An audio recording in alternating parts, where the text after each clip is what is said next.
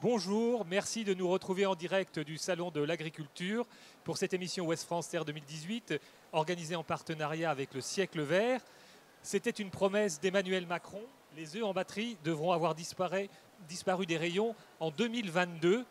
Pour en parler, Yves de la Fouchardière. Bonjour. Vous êtes directeur des fermiers de Loué. Mais la vedette du jour, c'est aussi Agathe. Mathieu, tu es éleveur de poules d'ornement, c'est ça? Oui, d'animaux d'ornement. D'animaux d'ornement. Dis-nous un peu plus sur Agathe, Donc, le destin d'Agathe. Oui, alors Agathe, c'est où? Agathe, c'est une poule qui était sur notre stand des poulets de Loué et qui a été offerte en cadeau au président Macron. Ça veut dire qu'on aura bientôt une poule dans les jardins de l'Élysée. Voilà, c'est ça. Donc les poules vont bien tenir compagnie à Nemo. En fait, ça permettra le matin au président et à Brigitte Macron d'avoir un œuf de Loué pondu à Paris, ce qui est quand même une très bonne nouvelle pour l'état de santé de notre président. C'est aussi pour vous un signe fort, c'est un très beau symbole pour les fermiers de Loué. Absolument. Donc, quand je lui ai proposé hier d'adopter cette poule, il l'a fait très, très naturellement. Et c'était pour moi presque une surprise. Et il m'a précisé que ça serait évidemment les deux seules poules qu'il y aurait à l'Élysée et que les œufs seraient ramassés régulièrement. Et voilà. C'est une très très bonne nouvelle pour Loué, c'est une très bonne nouvelle pour tout le monde. Alors, les fermiers de Loué, c'est quand même une aventure extraordinaire. Dans les années, c'est 60 ans 60 ans cette année, puisque nous avons commencé le 30 août 58 au comice agricole de Loué, donc en voulant sauver on va dire une vieille production de volailles traditionnelle, réputée, qui faisait d'ailleurs déplacer des acheteurs qui venaient de Hollande, de Belgique, donc, et qui achetaient des volailles qui étaient les plus réputées de l'ouest de la France et qui allaient disparaître. Et à cette époque, donc, on s'est dit qu'il fallait trouver une solution pour sauver ces volailles. Et donc voilà, a démarré le syndicat de défense des volailles de Loué. Et l'histoire a continué et est devenue une belle histoire. Mais à l'époque, vous êtes plutôt à contre-courant. L'air du temps n'est pas aux poules en plein air? Absolument pas. On est au moment de l'intensification des productions agricoles, on est au moment de la mise en place des bâtiments claustrés, on est au moment de quelques temps plus tard de la chanson de Jean Ferrat sur le poulet aux hormones. Et nous, on dit non, nous, on va garder nos poulets dehors. On va continuer à élever nos poulets comme autrefois parce qu'on pense que les consommateurs attendent une volaille différente. Et on s'est rendu compte très vite d'ailleurs que élever les volailles comme ça faisait un goût différent. Une volaille qui était reconnue comme étant meilleure en termes de goût de manière incontestable. Et les Français donc s'en sont rendus compte. Et le ministère de l'Agriculture de Pisani à l'époque s'en est rendu compte et a donné le label rouge qui a été finalement fondé en partie chez nous puisque c'est l'exemple de Loué qui a été retenu pour faire le label rouge. Et donc par la suite, voilà, la filière de Loué a grandi et on s'est rendu compte que cette histoire était belle, pas uniquement parce que les produits étaient bons, mais qu'en même temps, on avait des choses à raconter aux consommateurs sur un mode d'élevage respectueux de l'environnement, respectueux du bien-être animal et respectueux aussi du revenu des éleveurs. Alors aujourd'hui, les fermiers de Loué, c'est quoi économiquement? C'est 1100 éleveurs, c'est 3000 emplois. Donc, sur la Sarthe et sur la Mayenne, Loué est un village très proche de la Mayenne. Donc, et c'est une activité qui se transmet. C'est 80 jeunes par an qui nous rejoignent. Donc on n'a pas de problème en donné pour trouver de nouvelles générations de producteurs. Et il y a plutôt même une liste d'attente chez nous. Et donc voilà, c'est une filière qui se porte bien, qui ne bénéficie pas de subventions et qui d'ailleurs n'en demande pas. Et donc qui recherche à un moment le consommateur dans ses attentes. Donc c'est une filière qui a su aussi enrichir son message en allant chercher il y a 20 ans des alimentations sans OGM, quand personne s'y intéressait. Et aujourd'hui, on dit glyphosate, mais le soja OGM, c'est un soja qui a été arrosé avec du glyphosate. À Loué, ça a toujours été interdit. Donc on a pris beaucoup de positions historiques, mais des positions nouvelles qui ont été prises au fur et à mesure des années, qui nous positionnent comme étant une marque sérieuse, authentique et sincère et surtout cohérente. Économiquement, la question du prix, elle a été au cœur des états généraux de l'alimentation. Est-ce que quand on s'installe et qu'on rejoint la coopérative des fermiers de Loué, aujourd'hui on peut vivre de son métier? Oui, on vit de son métier. On vit pas énormément de son métier. En agriculture, il n'y a jamais quelqu'un qui gagne 3 000 € par mois. Ça n'existe pas. Donc on dégage un SMIC pendant la période, un peu plus d'un SMIC si on est très bon éleveur pendant la période où on amortit. C'est mieux quand c'est amorti, mais ça dure une douzaine d'années. Mais par rapport à l'agriculture, il y a plein de producteurs qui ont des productions sur lesquelles ils n'arrivent même pas à dégager un revenu pendant la période d'amortissement, quand ils arrivent à amortir. Donc c'est une production qui est heureuse, évidemment, elle permet de gagner de l'argent quelle que soit la situation, donc, puisque en fait on n'a jamais de mauvaises années. On ne met en élevage dans nos poulaillers que les animaux qu'on est capable de vendre. Donc on n'a pas de surproduction, donc on n'a pas de crise. on gère les crises par anticipation. Alors vous dites pas de mauvaises années. Qu'est-ce qui vous permet de ne pas avoir de mauvaises années? Est-ce que c'est parce que vous contractualisez avec certains acteurs, avec certains acheteurs? On contractualise avec, depuis tout temps, d'abord avec tous nos clients, hein, que ce soit la GMS ou la RHD. Mais le contrat, c'est un contrat annuel. Il n'est pas meilleur que celui des autres. Le 28 février, tous les ans, on peut être référencé ou ne pas être référencé. Donc on n'a pas de contrat sur la durée. La grande distribution ne signe des contrats sur la durée qu'avec de la marque distributeur, jamais avec des marques. On n'est pas une marque, on est une IGP. Hein, c'est mieux qu'une marque.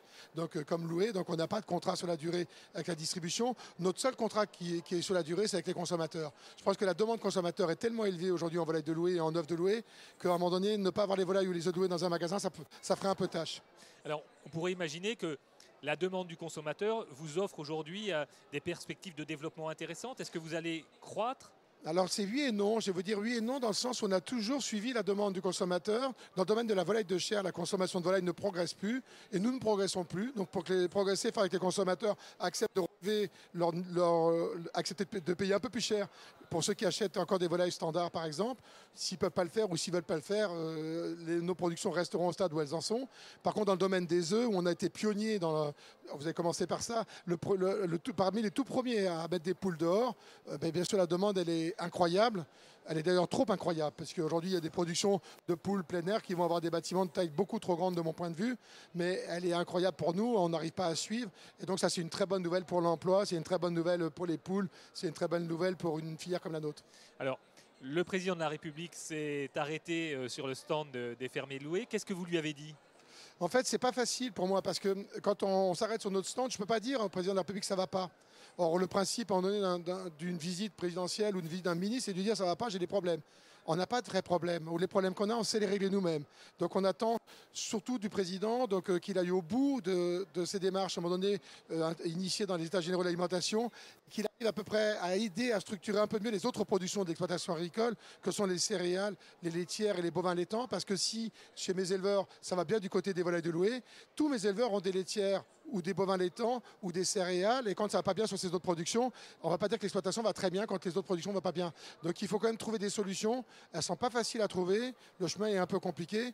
Il y a un chemin de vérité qui est posé. On verra après derrière si on arrive à trouver un chemin de réalité qui permette aux consommateurs d'aller au bout de la démarche. C'est-à-dire accepter de payer un peu plus cher pour que les producteurs aillent mieux. Mais ce n'est pas gagné encore ça. Hein. Mais vous savez bien que les associations de consommateurs, justement, sont très inquiètes des conclusions des États généraux de l'alimentation en disant attention, on risque de payer notre alimentation moins cher. Vous pensez qu'il faut que le consommateur se prépare à payer un petit peu plus cher? Alors, de mon point de vue, sur les états généraux, est-ce que disent les états généraux de l'alimentation, il faut s'y attendre. Nous concernant, nous, on ne demande rien de plus. De toute façon, aujourd'hui, les consommateurs payent le prix qui nous convient pour pouvoir rémunérer correctement nos éleveurs. Donc aujourd'hui, on n'a pas besoin d'une marque comme c'est qui le patron pour dire qu'on a rémunéré correctement nos éleveurs. C'est déjà fait. Merci aux consommateurs, ils nous permettent de le faire aujourd'hui et ils nous permettent de le faire depuis 60 ans. Mais pour les productions plus conventionnelles, plus susceptibles d'être concurrencées par de l'importation. Et l'importation est très importante quand on regarde dans le domaine de la volaille. Nous, on est dans les volailles de qualité, mais la volaille la plus standard est importée à 40% en France. Donc si cette volaille standard augmente un peu en France, est-ce que les consommateurs achèteront plus cher une volaille standard en France ou est-ce qu'à un moment donné, ils achèteront davantage de produits importés puisqu'on ne fermera pas les frontières pour autant. Donc cette question-là est bien posée, elle ne sera pas simple à résoudre.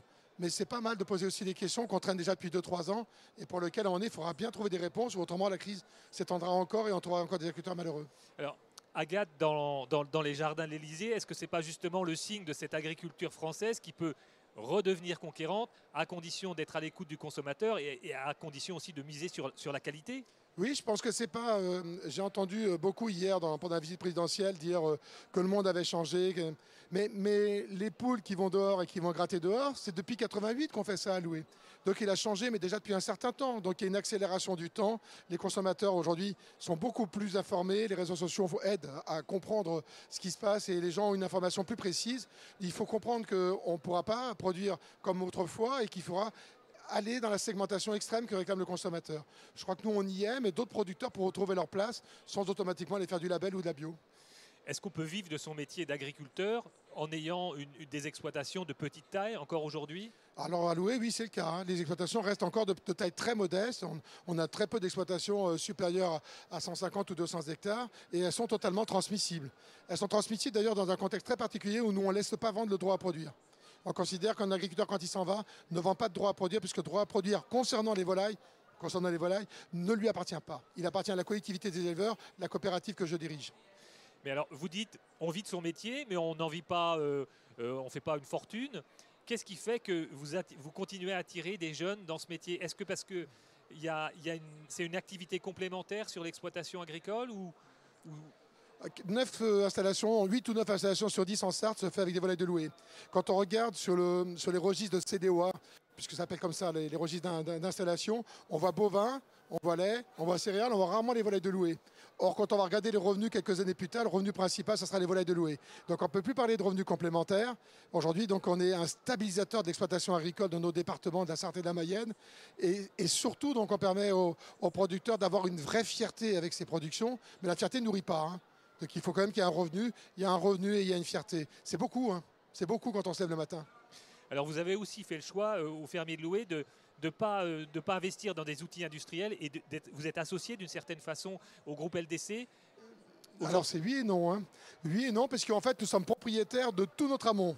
La sélection, l'accouvage, l'usine d'aliments, tout ça c'est à nous. La mise en culture des céréales, tout ça c'est nous qui le faisons. On ne veut pas dépendre des autres. Par contre, pour abattre les volailles, ce n'est pas nous qui nous occupons de l'abattage et du conditionnement des volailles, parce qu'il faut être à la taille de la grande distribution. Et le groupe ADC est à la taille de la grande distribution. C'est un groupe qui est régional et qui nous connaît depuis toujours, avec lequel on a une culture commune énorme.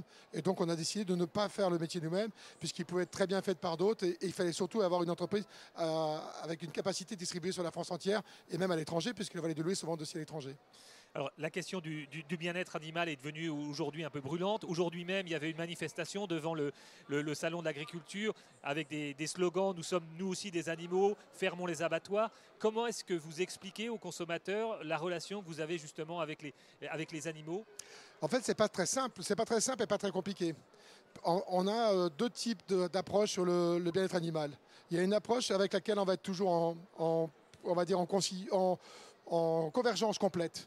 C'est-à-dire, à un moment donné, on ne peut pas élever des animaux dans de mauvaises conditions d'élevage. On ne peut pas mettre des animaux en état de souffrance. On doit faire en sorte que les animaux puissent vivre en respectant leur instinct. Une poule a besoin de gratter. Une poule a besoin de manger du grit. Une poule a besoin de chercher à l'extérieur dans l'herbe un complément d'alimentation.